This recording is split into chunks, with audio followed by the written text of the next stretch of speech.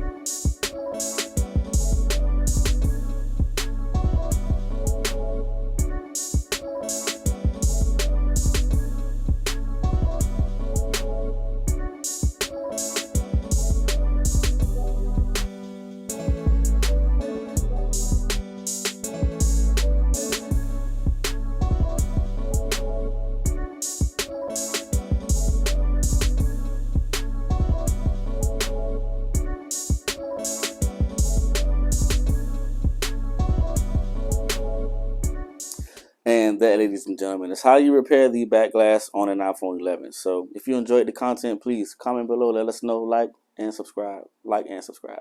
It's a YouTube thing, so I got to do it. But I hope you guys liked it. If you want to see us fix something else, please just comment below. Let us know what you want us to repair. If you want to know what tools we use to do this repair, comment below. We'll let you know exactly what we use. We'll give you guys a sauce. Thank y'all so much for watching this video, and I hope to see you guys soon. We'll bring some more content.